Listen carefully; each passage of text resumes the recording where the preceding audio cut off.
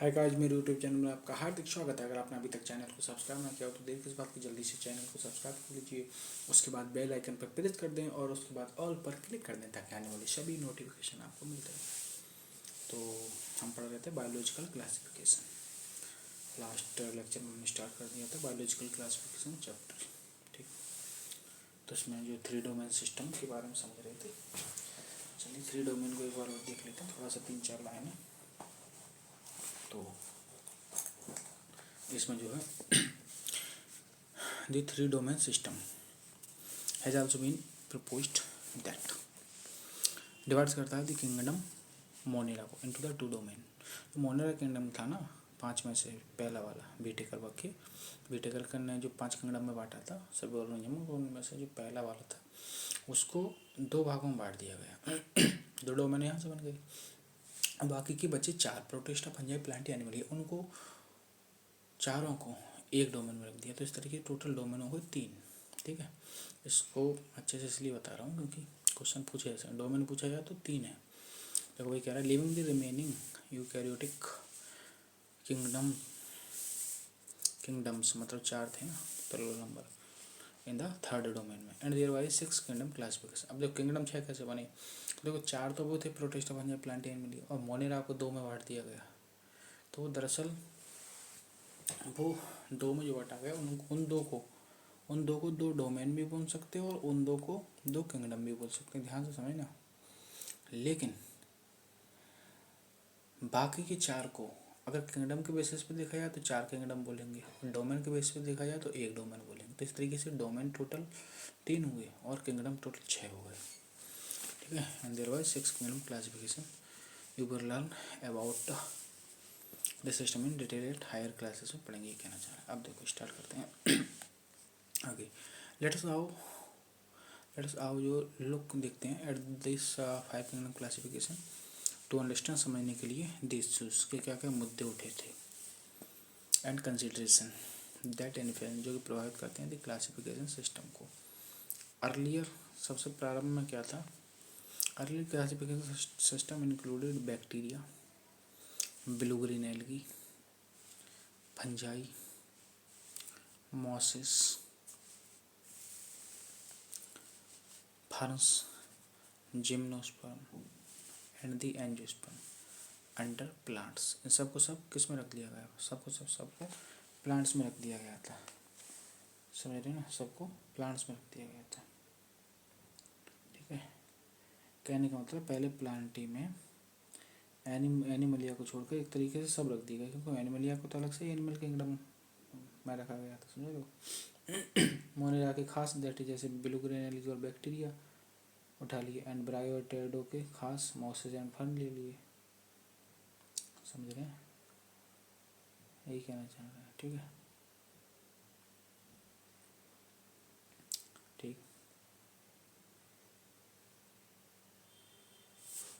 अब देखो थोड़ी और अलग से मैं आपको बात बताता हूँ इसी में। ध्यान से, प्रोटिस्टा के बे मेंबर भी जो सेलवार रखते थे प्लांटी में रखा गया था, क्योंकि मेनली जो सबसे पहले बांटा गया था कैरोलस लिनियस ने 2 किंगडम से क्लासिफिकेशन दिया था, वो उसी बेस पे दिया था कि सेलवार जिनमें होती है और सेलवार जिनमें नहीं होती। ठीक है, जिनमें नहीं होती एनिमलिया में रखती है और जिनमें होती है वो प्लांटिंग में रखेगा। तो भाई मैं कहना चाह रहा हूँ कि इससे भी थोड़ा इन्हीं की बात को और लेते हुए, जिन्हें इन्होंने सभी नहीं लिए, तो मैं भाई बताना चाह रहा हूँ ध्यान से। प्रोटिस्टा के भी मेंबर जो कि सेलवार रखते थे, क्योंकि हमने पढ़ा ही था कल, प्रोटिस्टा में कुछ में तो होती है ना सेलवार। ठीक है, तो उनको प्लांटिंग में रखा गया था। ये बात यहाँ के लिए नहीं है, लेकिन प्लांटिंग किंगडम के चैप्टर के शुरू में दूसरे पैरा की 2, 3 और 4 लाइन में ये बात है। समझ लो। तो मैंने काफ़ी कंसाइज करके चीज़ों को डिफ्रेंशिएट क्लियर करके रिलेट करके आपके लिए बता देता हूँ, जिससे कन्फ्यूजन आपको ना हो। ठीक है, तो ये सब रख दिए गए। ठीक है, एक ही में आप प्लांट्स के अंदर रख दिए। अब देखो आगे देखते हैं दी करेक्टर दैट यूनिफाइड करते थे दिस होल किंगडम को। बाज वो क्या था, that all the organism included had a, क्या रखते थे, सेल वाल रखते थे इन देयर सेल्स में, ठीक है। Displaced together groups,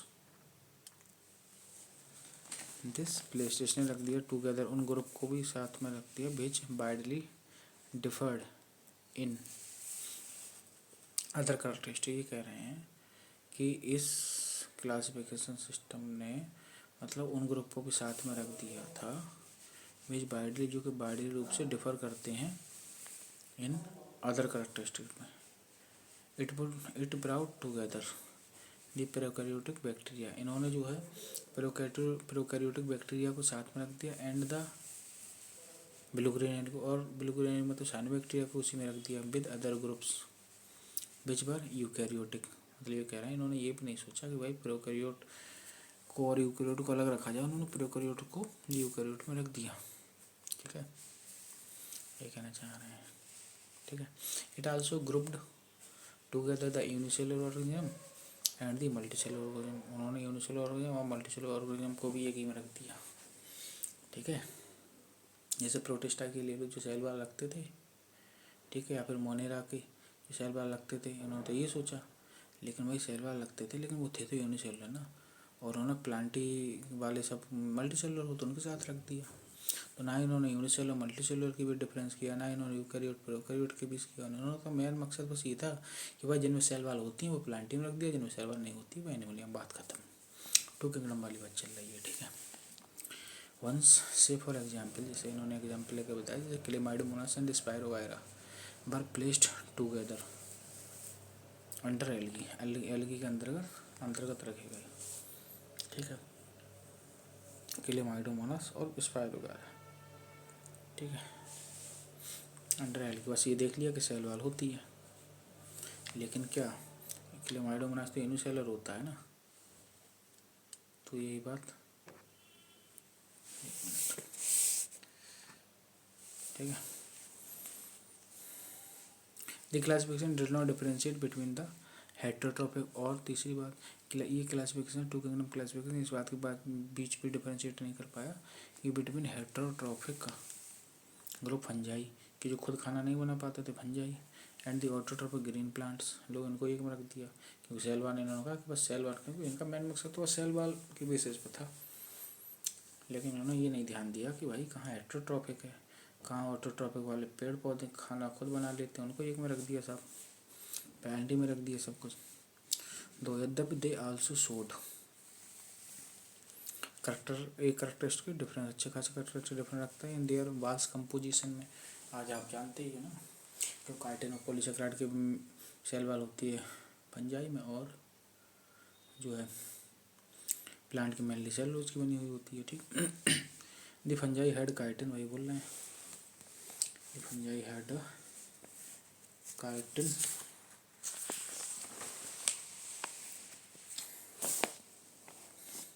chitin in their walls while the green plants had a cellulosic cell wall, ठीक है। अब देखो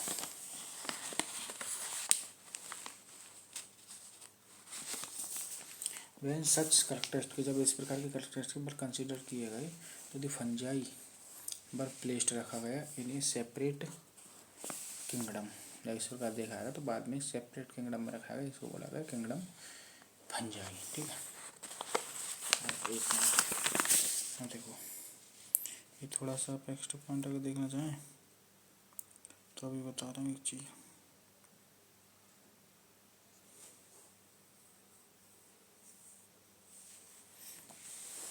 जैसे अलग से यहाँ में नोट कर लिया ऐसे ही, एड्स वायरस जो होता है ना, एड्स वायरस मतलब HIV, वो एक रेट्रोवायरस होता है, ठीक है, उसमें सिंगल स्ट्रैंडेड RNA पाया जाता है, ठीक है, ध्यान रखना, बट नंबर 2 होता है, मतलब पूछा है कितने RNA होते हैं, तो 2 होते हैं, और सिंगल स्ट्रैंड होते हैं लेकिन दोनों, दैट इज़ कहते हैं कि 2 RNA मॉलिक्यूल पाए जाते हैं रेट्रोवायरस में, ठीक है। मतलब क्या, खास तौर से इस वाले रेट्रोवायरस में, एड्स वायरस वाली बात चल रही है, वैसे ज़्यादातर रेट्रोवायरस में डबल स्ट्रैंड RNA होता है,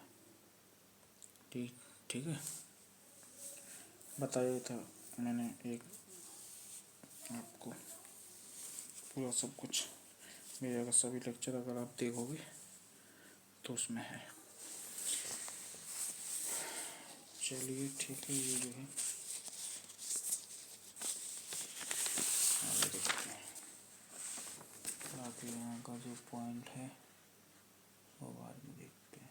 ठीक है, जो एक्स्ट्रा पॉइंट मैंने नोट करके लिया वो कुछ आगे के पॉइंट से संबंधित है।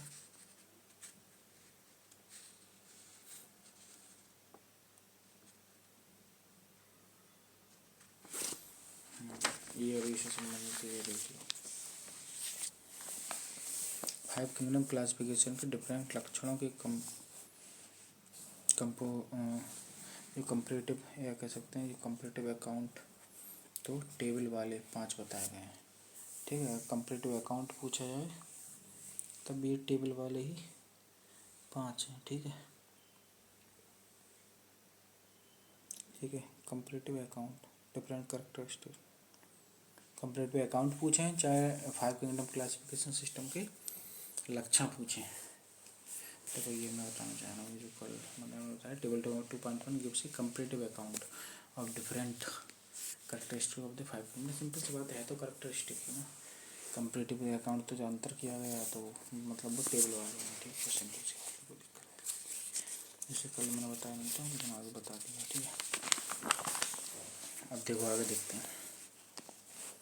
एंजाइटी कहती है कि all prokaryotes organism were grouped, सबके सब प्रोकैरियोट ऑर्गेनिज्म वर ग्रुप्ड रखे गए together under kingdom Monera and the unicellular eukaryotes, eukaryotic organism और जो यूनिसेलुलर यूकैरियोट्स थे वो किस में रखे गए, were placed in kingdom protista में, जो हम टेबल से भी देख सकते हैं ये चीज़। ठीक है, kingdom protista has brought together, kingdom protista has brought together Chlamydomonas और क्लोरेला। इसमें क्लेमाइडोमोनास और क्लोरेला दोनों आ गए, जबकि वैसे क्लोरेला को अर्लियर पहले कहाँ रखा गया था, एल्गी में रखा गया था विद इन प्लांट्स के अंतर्गत। ठीक है, उनको एल्गी मान करके और प्लांट में रख दिया गया था टू किंगडम सिस्टम के हिसाब से देखा जाए। लेकिन बाद में देखा गया भाई ये तो यूनिसेलुलर है और यूनिसेलुलर में यूकैरियोट तो प्रोटिस्टा में रखना सही है। ठीक है, and both having cell walls, cell wall दोनों रखते थे इसलिए पहले इनको उसी में रख दिया गया था। ठीक है,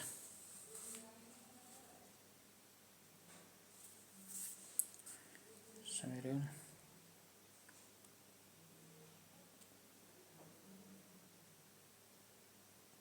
ध्यान रखना, क्लेमाइडोमोनास क्लोरेला दोनों ही प्रोटिस्टा है। ठीक है, पूछा जाए फाइनली कि कहाँ रखा गया तो प्रोटिस्टा में बताना। ठीक है, तो मोर एडवांस के अकॉर्डिंग हम आंसर देंगे फर्स्ट प्रायोरिटी। एक चीज़ ये ध्यान रखना, स्पाइरुलिना एक होता है वो ब्लूग्रेनेली होता है, मतलब वो रखा जाएगा मोनेरा में। ठीक है, बट क्लोरेला प्रोटिस्टा होता है नॉट ग्रेनेली। ठीक है, क्लोरेला क्लेमाइडोमोनास में कभी कन्फ्यूज ना हो, क्योंकि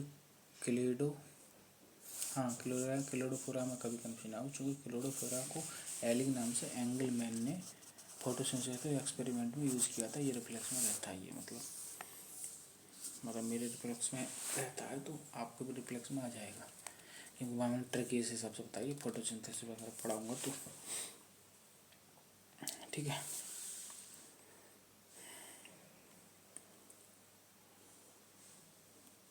ठीक है, अब यही जो है ये क्या नाम है कि जो है क्लोमेडोमोनास क्लोरेला को पहले रखा गया था एल्गी के अंदर विद इन प्लांट्स, उसके बारे में देखो तो कुछ देख लो पॉइंट। इसका मतलब कि लीनियस के टू किंगडम में जो प्लांट ही था वो already 5 division that is algae bryo टेडो जिम्नो एंड एंजियो में बटा हुआ था। ठीक है, ये बात पिछले पेज की लास्ट पैरा के शुरुआती फोर्थ लाइन एंड लास्ट की शुरुआती फोर्थ लाइन एंड लास्ट की फोर्थ लाइन दोनों से झलकती है। ठीक है, मोटा मोटा कह सकते हैं इस बात को। लास्ट की फोर्थ लाइन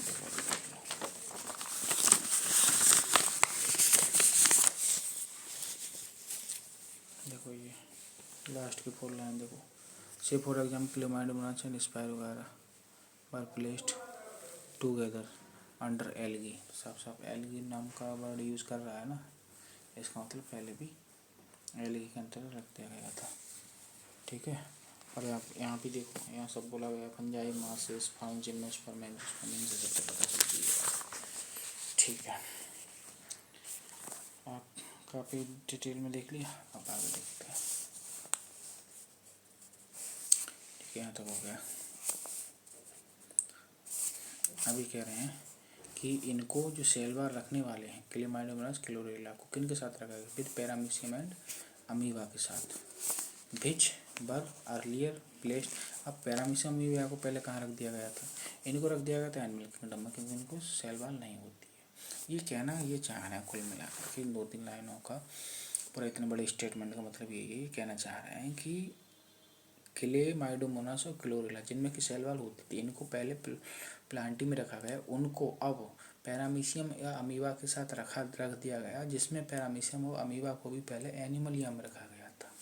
कहने का मतलब था कि पहले पैरामीशियम अमीबा को अलग रखा गया था, क्लेमाइडोमोनास और क्लोरेला को अलग। अब दोनों को ही मतलब चारों को एक तरीके से कह सकते हैं प्रोटिस्टा में रख दिया गया। ठीक, क्योंकि ये यूनिसेलुलर यूकैरियोट होते हैं।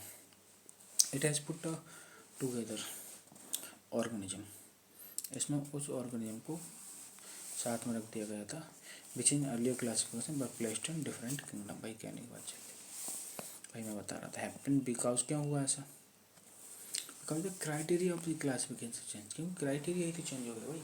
पहले हम क्राइटेरिया हमने बनाया था सेलवाल को, कि सेलवाल जिनमें प्रेजेंट होंगे वो एक में रख देंगे प्लांटे में, और जिनमें सेलवाल प्रेजेंट नहीं होगी वो रख देंगे एनिमलिया में। प्रेजेंट होगी तो प्लांट में, प्रेजेंट नहीं होगी सेलवाल तो एनिमलिया में। ठीक है, अब क्या क्राइटेरिया बन गया, अब क्राइटेरिया ये भी बन गया कि भाई हम यूनिसेलुलर मल्टीसेलुलर भी देख रहे हैं, यूकैरियोट प्रोकैरियोट्स भी देख रहे हैं, और हेटेरोट्रोपिक ऑटोट्रोपिक भी देख रहे हैं। लेकिन खासतौर से यहाँ पर हेटेरोट्रोपिक ऑटोट्रोपिक बेस पे इतना ज़्यादा नहीं बांटा गया, खासतौर से इन्होंने जो है यूकैरियोट्स के बेस पे ज़्यादा बांटा है। ठीक है, यूनिसेलुलर और यूकैरियोटिक के बेस पर। ठीक है, अब किसी के दिमाग में आएगा कि ईस्ट अब ईस्ट की बात करें तो हम ये भी नहीं बोल सकते कि यूकैरियोट और यूनिसेलुलर के बेस पर। ठीक है, क्योंकि ईस्ट तो होता है यूनिसेलुलर यूकैरियोट, उसको पर क्यों देखा प्रोटिस्टा में, उसको तो ज़्यादातर जगह से जो आवाज़ आती हैं वो यही आती हैं फाइनली निकल कर के कि फंजाई में ही था। वास्तव में उसको फंजाई में ही बताना ही रीज़न ये होता है क्योंकि उसकी लाइफ साइकिल जो होती है, आपको मैं बता दे रहा हूँ, कोई नहीं बताया, क्योंकि उसकी लाइफ साइकिल सबसे ज़्यादा तगड़ा जो कंसेप्ट बनता है वो बनता है लाइफ साइकिल किससे मैच करती है, तो फंजाई से लाइफ साइकिल मैच करती है, इसलिए इसको ईस्ट को फंजाई में ही बताना। ठीक है, वैसे जब प्रोटिस्टा के बारे में ये बोला जा रहा है कि प्रोटिस्टा की बाउंड्री वेल डिफाइंड नहीं है, तो वहाँ पर ये भी बोला जाता है कि इसके कुछ प्लांटी से, कुछ एनिमलिया से और कुछ ईस्ट से मिलते जुलते हैं, वो चीज़ अलग है। बाकी मैंने पूरा कंक्लूजन निकाल के बहुत सारे क्वेश्चन का कंक्लूजन है जो मैंने आपको बता दिया। ठीक है, क्योंकि बायोलॉजी में एक्सेप्शन तो चलते ही रहते हैं, लेकिन हमें डिपेंड करता है हमारे सिलेबस के अकॉर्डिंग, हमारे जो टेक्स्ट बुक है जहाँ से नीट में क्वेश्चन आएंगे वो सब मैटर करता है, वो माना जाएगा। ठीक, बाकी आगे बढ़ते हैं। ठीक है, ये कह रहे हैं भाई कि क्या हो गया, क्योंकि क्राइटेरिया फॉर क्लासिफिकेशन चेंज हो गया, दिस काइंड ऑफ, ठीक है, this kind of changes will take place in future too. ये कह रहा है अभी नहीं, ये चेंजेस भाई फ्यूचर में भी होते रहेंगे, क्योंकि ये तो इस बात पर डिपेंड करेगा ना, डिपेंडिंग ऑन द इम्प्रूवमेंट, कि कितना सुधार हो रहा है, क्या पता इम्प्रूवमेंट तो दिन पे दिन बढ़ते जाते हैं ना। ठीक है, इन आवर किस में सुधार, in our understanding of characteristics की, कि लक्षणों को समझने की हमारी समझ कैसे कैसे सुधार होगा, उस इम्प्रूवमेंट एंड एवोल्यूशनरी रिलेशनशिप, और उनके जो जैव विकासीय रिश्ते हैं उनको देखते हुए हमारी जो जैसे सोच में इम्प्रूवमेंट होगा, तो और भी भाई चेंज हो सकते हैं फ्यूचर में, ज़रूरी नहीं है कि ये अब तक 6 किंगडम क्लासिफिकेशन आया और तब और भी आगे कुछ चेंज 7 या 8 किंगडम क्लासिफिकेशन भी बन सकता है। ओवर टाइम समय के व्यतीत होते हुए an attempt has been made to evolve एक क्लासिफिकेशन सिस्टम को विच रिफ्लेक्ट जो कि रिफ्लेक्ट करता है not only the morphological physiological and reproductive similarities but is also phylogenetic. ये कह रहे हैं कि समय रहते हुए कुछ ऐसे अटैम्प्ट भी किए गए एक नए इवॉल्व करने के लिए क्लासिफिकेशन है जो कि केवल मॉर्फोलॉजिकल फिजियोलॉजिकल और रिप्रोडक्टिव नहीं था, बल्कि क्या था, फाइलोजेनेटिक था। मतलब उसमें इवोल्यूशनरी रिश्ते भी देखे जा रहे थे। That is based on the evolutionary relationship, वही बोलना चाह। ठीक है, इन दिस चैप्टर में वी विल स्टडी करेंगे कैरेक्टरिस्टिक ऑफ किंगडम्स की, किसी मोनेरा की, प्रोटिस्टा की एंड फंजाई की of the vegetable system of the classification. ये मैंने पहले ही बता दिया था। प्लांटी और किंगडम को तो अलग अलग चैप्टर ही हैं, ठीक है। 3 किंगडम हम इसी चैप्टर में पढ़ेंगे। The kingdoms Plantae and Animalia commonly referred to as plant and animal kingdoms respectively will be dealt separately in chapter 3 and 4। देखो ये बात इसने भी कह दी।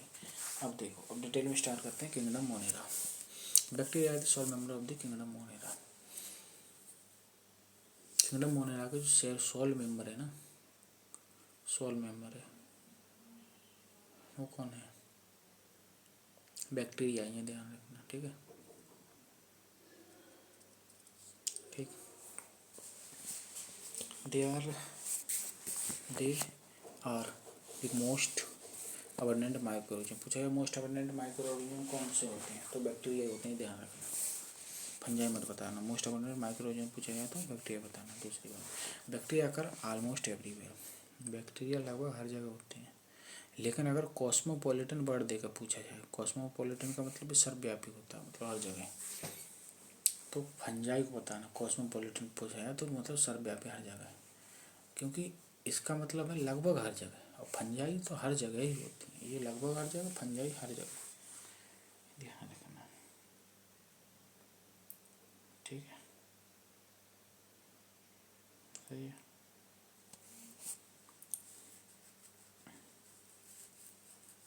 ठीक।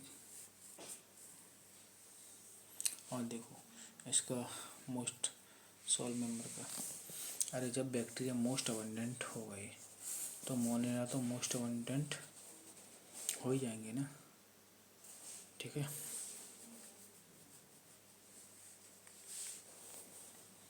बैक्टीरिया का मोस्ट अबंडेंट, मोनेरा तो मोस्ट अबंडेंट हो ही जाएंगे, क्योंकि मोनेरा में बैक्टीरिया आ रहे हैं ना, क्योंकि मोनेरा में बैक्टीरिया होते हैं ना कि बैक्टीरिया में मोनेरा, ठीक। वैसे यहाँ दे बैक्टीरिया को बोला है, बट सेकंड प्रायोरिटी मोनेरा करके भी दे सकते हैं ना, ठीक है। सो एम हाईलाइट कर दिया है, इसे याद रख सकते हैं। किंगडम मोनेरा माइक्रो ऑर्गेनिज्म कौन से most abundant, M for Monera, M for most abundant, M for microorganism, ठीक है।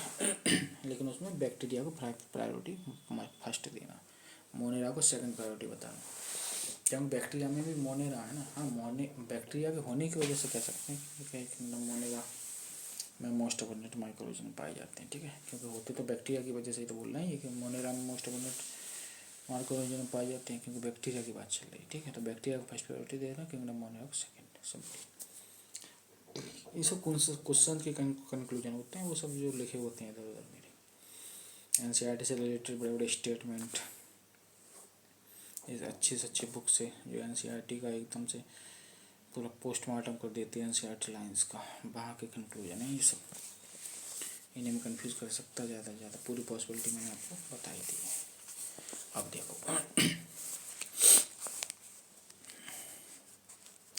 100s of bacteria present in handful of soil. ये कहना चाह रहे हैं कि अगर हम एक मुट्ठी भर धूल ले लें ना, एक मुट्ठी भर मिट्टी ले लें, तो उसमें लगभग सैकड़ों क्या होते हैं, सैकड़ों बैक्टीरिया होंगे।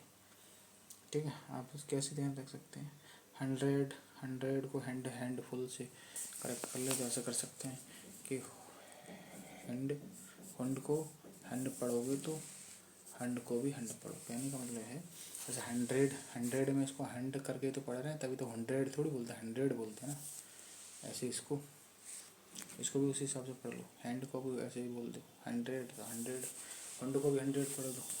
मतलब रिलेट कर लो कैसी बात करते। जैसे ये याद रहेंगे कि ऐसे ऑप्शन दे देगा ना, ये सवाल में हैंडफुल में 100 होते हैं, 1000 होते हैं, मिलियंस होते हैं, तो क्या करोगे 100 होते हैं, याद रहेगा ऐसे। हैंडफुल को ही कोरिलेट कर लो 100 से, 100 से, ठीक है, simple. They also live in extreme, ऐसे कभी भी भूलते नहीं है ज़िंदगी में भी। They also live in extreme habitats such is hot spring, ये कह रहे हैं कि वो they also live in extreme habitat, बहुत ज़्यादा एक्सट्रीम हैबिटेट में भी रहते हैं, जैसे कि हॉट स्प्रिंग्स में, डेजर्ट्स में, रेगिस्तान में, स्नो बर्फ़ में, डीप ओशियन गहरे गहरे महासागरों में, where very few others life forms can survive, जहाँ की अदर्स बहुत ही कम जीवन के रूप सर्वाइव कर पाते हैं। Many of them live in और ऑन अदर ऑर्गेनिज्म, और उनमें से बहुत से जो हैं किसी के अंदर रहते हैं। लिव इन का मतलब अंदर रहना, और ऑन का मतलब उनके बॉडी के ऊपर रहना, अदर ऑर्गेनिज्म एज पैरासाइट के रूप में। ठीक है, पैरासाइट तो मैंने बता दिया था ना, पाँचों में पैरासाइट है एनसीईआरटी के अकॉर्डिंग। ठीक है, सेप्रोफाइट केवल प्लांट नहीं होते हैं, बाकी सेप्रोफाइट भी पाँचों के अंडर होते हैं। ठीक, bacteria group under 4 category, bacteria को 4 कैटेगरी में बांटा गया है बेस्ड ऑन देयर शेप, उनकी आकृति के आधार पर। सिंपली द स्फेरिकल कोकस, जो स्फेरिकल होते हैं ना गोल गोल, उनको बोला गया कोकस, सिंगुलर को कोकस बोला गया, प्लूरल नंबर बोलेंगे तो कोकाई बोला गया। मैं आपको बता दूं फॉर योर काइंड इन्फॉर्मेशन, जहाँ भी आसे आम लग जाता नहीं तो जनरली उनका आसे आम अगर लग जाता है तो उसका मतलब सिंगुलर नंबर को रिप्रेजेंट करता है, तो कोकस अस लग गया ना, ठीक है, तो सिंगुलर नंबर है, कोकाई प्लूरल नंबर है। अब जो गोल वाली बैक्टीरिया होती है उनका शेप गोल होता है, ठीक है, उनके लिए ये वर्ड यूज है। ठीक है, ऐसा लग ही रहा है ना, जैसे गोल को बोलते हैं तो कोकस गो, इसका याद रख सकते हैं, ये फ्रेशर बच्चों के लिए। ठीक है, ये तरीके। दूसरा दी रॉड शेप्ड बेसल, जो रॉड शेप्ड होते हैं ना उसको बेसलस बोलते हैं। ठीक है, सिंगुलर नंबर, और बेसलाई बोलते हैं प्लूरल नंबर। तीसरा शेप कैसा होता है, दी कॉमा शेप्ड, जैसे कॉमा नहीं बनाते हैं अर्धविराम जिसको हिंदी में कहते हैं, कॉमा जैसे बनाते हैं, कॉमा की तरह शेप के होते हैं, उनको बोलते हैं विब्रियम। सिंगुलर नंबर विब्रियम मैंने बोला था, आम यहाँ से जहाँ भी आ जाता है सिंगुलर, अपने यहाँ देखो आम आ गया, विब्रियम सिंगुलर नंबर है, और vibrio plural number. And the spiral होता है फीता, जैसे फीता नहीं होता चपटा सा, ठीक है, मतलब 2 डायमेंशनल होगा, लेकिन 2 डायमेंशनल होता है मतलब चौड़ा सा, मतलब लेकिन लंबाई उसकी ज़्यादा होगी, सिंपल सी बात है। तो फीता तो जानते हो कि सिंपल सी बात है। ठीक है, स्पायरल मतलब ऊंचाई नहीं होगी, लंबाई खूब सी होगी, और चौड़ाई लंबाई कंपेयर में काफ़ी कम, उसको स्पायरल बोलते हैं।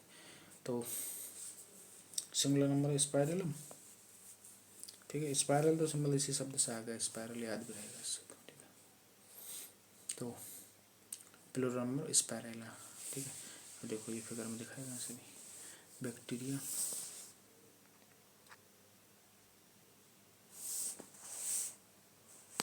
ठीक है, बैक्टीरिया और डिफरेंट शेप। ठीक है, ये देखो बेसलाई दिखाया गया है। ऐसा आपने कभी देखा होगा कि जो प्लास्टिक या वुडन की बनी हुई चम्मच टाइप की होती नहीं, उसकी तरह तो लग रहा है ये।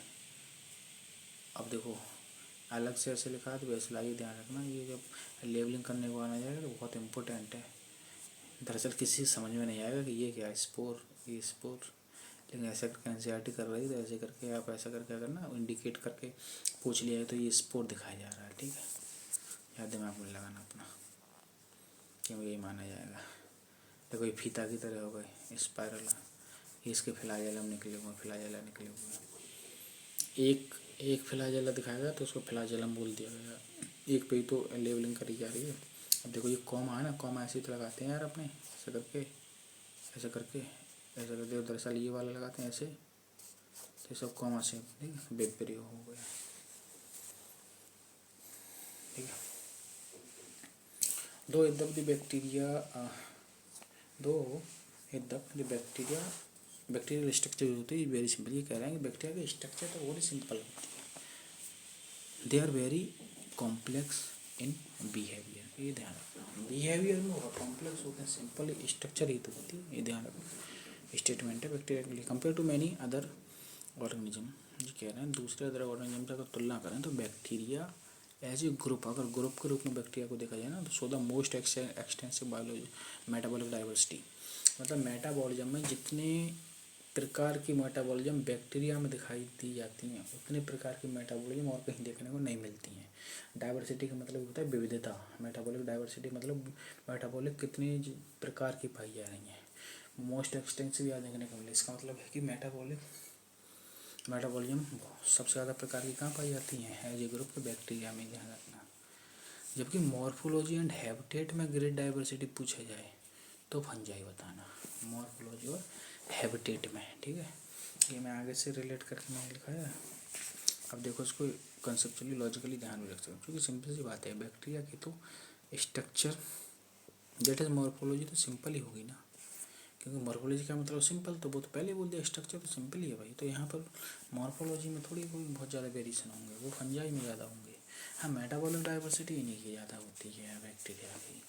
सम of the bacteria are autotrophic, ज़्यादातर बैक्टीरिया हेटरोट्रॉपिक होते हैं, ये बात ध्यान रखना, क्योंकि हमने मोनोराम दोनों पढ़े थे। बैक्टीरिया दोनों प्रकार के होते हैं, हेटरोट्रॉपिक और ऑटोट्रॉपिक। और ऑटोट्रॉपिक में भी बैक्टीरिया फोटोट्रॉपिक होते थे, कुछ कीमोटोट्रॉप होते थे, हमने देखा था टेबल में, ठीक है। लेकिन फिर भी भले ही कितने फोटोट्रॉप कीमोटोट्रॉप होते हैं, लेकिन ऑटोट्रॉप के कंपेयर में हेटरोट्रॉपिक वाले बैक्टीरिया की संख्या बहुत ज़्यादा होती है।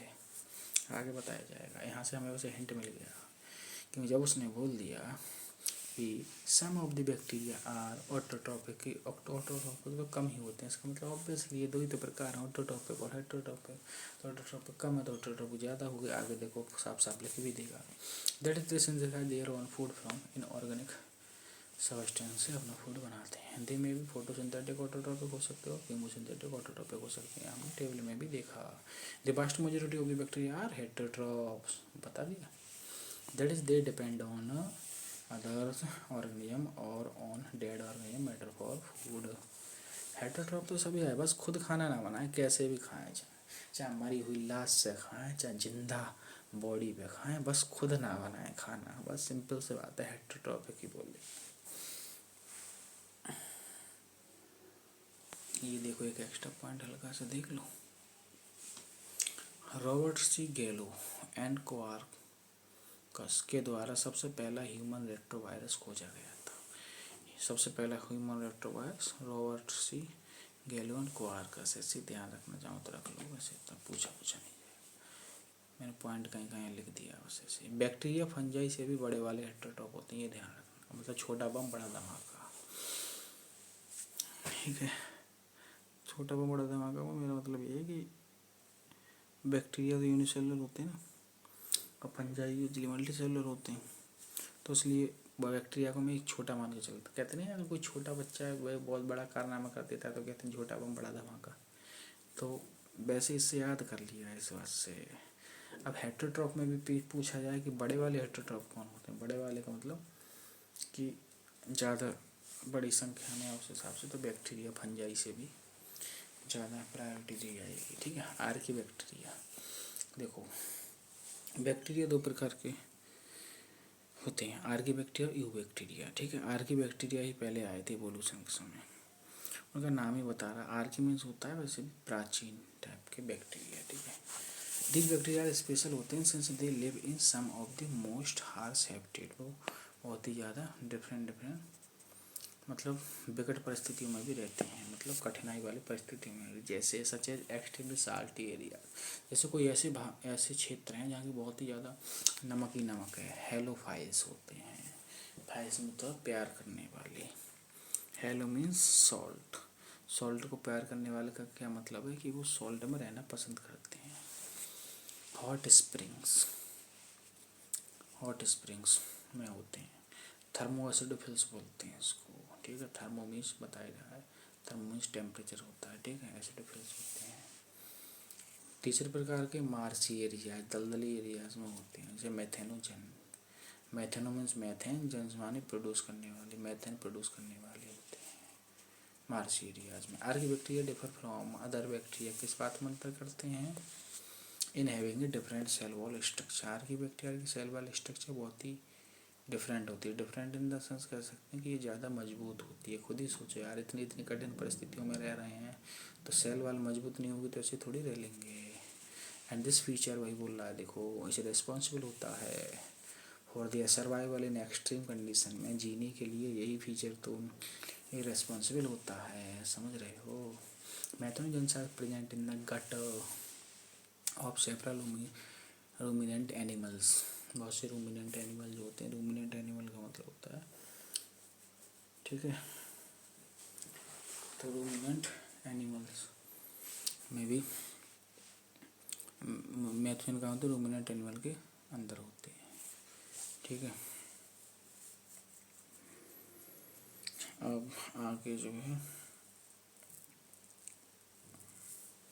देखते हैं, सच है जैसे काव हो गया, बफेलोस हो गया, एंड दे आर रेस्पॉन्सिबल होते हैं for the production of methane. पहले मैंने बता दिया, उनका नाम ही होता है मीथेन, जन मीन प्रोड्यूसिंग मीथेन। देखो अगर वर्ड का आपको मतलब निकालना आ गया नहीं तो कोई बड़ी बात नहीं होती है, तो सीखते चला करो, जैसे बताया करो। मैथेनोजन मतलब नाम ही बता रहा उनका, तो आपको अब इसका रटना नहीं पड़ेगा। मैथेन बनाने वाले, अब मैथेन जो होती है बायोगैस का एक कंपोजिशन होती है, तो बायोगैस भी बोल देते हैं फिर इसको। From the Dang of these animals, in animals के गोबर से, मतलब इन एनिमल्स की पोटी कह सकते हैं एक तरीके से। यू बैक्टीरिया, यू मीन्स होता है ट्रू, मतलब ये रियल में ट्रू बैक्टीरिया, मतलब रियल में भी बैक्टीरिया है। There are thousands of different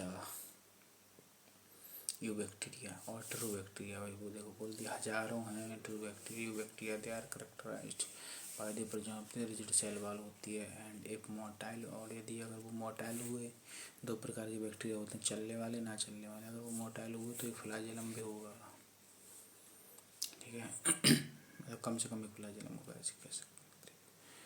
the cyanobacteria also refer to blue green algae भी इनको बोलते हैं। Have chlorophyll a similar to green plants, green plants की तरह ये क्लोरोफिल ए भी रखते हैं, ठीक है, ध्यान रखना। जबकि यूग्लिनोइड्स के सभी पिगमेंट प्लांट की तरह होते थे, एंड इस बात को होते थे कि अभी हम आगे पढ़ेंगे, वो तो मैंने आगे का लिख दिया है, प्लांट की तरह, एंड इस बात को इंटरेस्टिंगली करके बोला है, वहाँ पर आगे पढ़ेंगे, हम कोई टेंशन की बात नहीं। प्रोटिस्टा में ग्लिनोइड्स आते हैं। हाल फिलहाल में यहाँ आते हैं कि यू बैक्टीरिया में जो साइनोबैक्टीरिया होता है, इनका क्लोरोफिल ए बस ग्रीन प्लांट्स की तरह होता है, एंड आर फोटोसिंथेटिक ऑटोट्रॉफ होते हैं, मतलब खुद तो खाना बनाते हैं का प्रकाश के प्रेजेंस में, मतलब प्लांट की तरह कह सकते हैं। साइनोबैक्टीरिया आर यूनिसेलुलर होते हैं, एक कोशिकीय होते हैं, अरे तभी तो इसमें रखे गए हैं, एक कोशिका में भी प्रोकैरियोट है इसलिए रखे गए हैं, मोनिराम, ठीक है। कॉमा कॉलोनियल होते हैं, कुछ साइनोबैक्टीरिया ऐसे होते हैं जो कि कॉलोनी बना कर रहते हैं, और कुछ ऐसे होते हैं जो फिलामेंटस होते हैं, ध्यान रखना। साइनोबैक्टीरिया की बात चल रही है, कॉलोनियल भी होते हैं, यूनिसेलुलर तो ध्यान रहता है, कॉलोनियल भी होते हैं, फिलामेंटस भी होते हैं। फिलामेंटस का तो खैर ध्यान, फिलामेंटस का भी ध्यान रहता है क्योंकि एक नॉस्टॉक होता है जो अभी फिगर में यहाँ दिखाया जाएगा। कॉलोनियल ध्यान से याद रखना, साइनोबैक्टीरिया कॉलोनी भी बनाकर रहते हैं। फ्रेश वाटर और मैराइन वाटर, फ्रेश वाटर में भी रह सकते हैं। फ्रेश वाटर का मतलब होता है नदी, तालाब, झील, इन सब का वाटर। मरीन वाटर में भी रह सकते हैं, मतलब समुद्री पानी में भी रह सकते हैं। और टेरेस्ट्रियल, ज़मीन पर भी रह सकते हैं, ज़मीन पर रहने वाले भी एल्गी होते हैं। अभी वही इनको जब ब्लू ग्रीन एल्गी बोल गया तो वो एल्गी करके तो बोल ही सकते हैं। The colonies are general surrounded by gelatinous sheet, उनकी कॉलोनी जो होती है ज़्यादातर एक जिलेटिन की बनी हुई आवरण कवच के द्वारा ढकी रहती है। They often form blooms in polluted water bodies, जहाँ प्रदूषण होता है ऐसे तालाब वगैरह में वो ब्लूम्स बना देते हैं। Some of these organism can fix atmospheric nitrogen, इनमें से कुछ ऑर्गेनिज्म ऐसे भी होते हैं जो कि एटमॉस्फेरिक नाइट्रोजन को फिक्स करते हैं। अपनी एक स्पेशलाइज शेल होती है उनके साथ हेटेरोसिस्ट जिसको बोलते हैं उन शेल को। एग्जाम्पल नोस्टॉक और एनाबीना। ठीक है, नोस्टॉक और एनाबीना में हेटेरोसिस्ट शेल पाई जाती है और ये ऐसे साइनोबैक्टीरिया होते हैं जो नाइट्रोजन फिक्सेशन करते हैं, याद रखना। कीमोसिंथेटिक ऑटोट्रॉफ की बात ये आती है जो कि मतलब खुद खाना तो बनाएंगे लेकिन सूर्य के प्रकाश की सनलाइट के प्रेजेंस में नहीं। अब देखो जैसा कि नाम है, बैक्टीरिया ऑक्सीडाइज करते हैं various inorganic substance such as nitrate, nitrite and ammonia को। बस इसी वजह से कीमो यूज़ किया गया क्योंकि नाइट्रेट, नाइट्राइट और अमोनिया क्या हैं, केमिकल ही तो हैं। तो वो सनलाइट से ऊर्जा न लेके इनको ऑक्सीडाइज करते हैं, किसको, नाइट्रेट को, नाइट्राइट को और अमोनिया को, and use the released energy for their ATP. और जो फिर जो एनर्जी निकलती है ना उसको एटीपी प्रोडक्शन के लिए यूज़ करते हैं। They play a great role in recycling nutrients like nitrogen, phosphorus, iron and sulphur. कैसे याद रखो, एक ट्रिक बना दी है मैंने। नापास आयरन, एक ऐसा आयरन था जो कहीं पास ही ना हो सका, हर जगह फेल हो रहा था, हर जगह फेल हो रहा था। ऐसे आयरन का रिसाइकलिंग करते हैं। दरअसल इसमें केवल आयरन नहीं है, नापास में भी 3 एलिमेंट छुपे हुए हैं, नाइट्रोजन, फास्फोरस और सल्फर, और आयरन तो है ही है। तो इस तरीके से ध्यान रखना, ये ट्रिक है जिससे आपको ध्यान रहेगा कि जो कीमोसिंथेटिक बैक्टीरिया जो होते हैं किन 4 एलिमेंट की रिसाइकलिंग, किन 4 न्यूट्रिएंट्स के रिसाइकलिंग करने के काम आते हैं। नापास आयरन, जो आयरन कहीं पास नहीं हो सका, हर जगह फेल हुआ बेचारा, ऐसे आयरन की रिसाइकलिंग करते हैं। नापास आयरन, ऐसे आयरन की का मतलब ये नहीं केवल आयरन की, नापास में भी 3 एलिमेंट मतलब 4 एलिमेंट का रिसाइकलिंग करते हैं, ये ध्यान रखना। Nitrogen, phosphorus, sulphur, iron. ठीक है, अब ये देख लो, ये दिखाएगा, ये फिलामेंटस ग्लोबुलर एलगी दिखाया जा रहा है, नोस्टॉक। देखो देखा गया,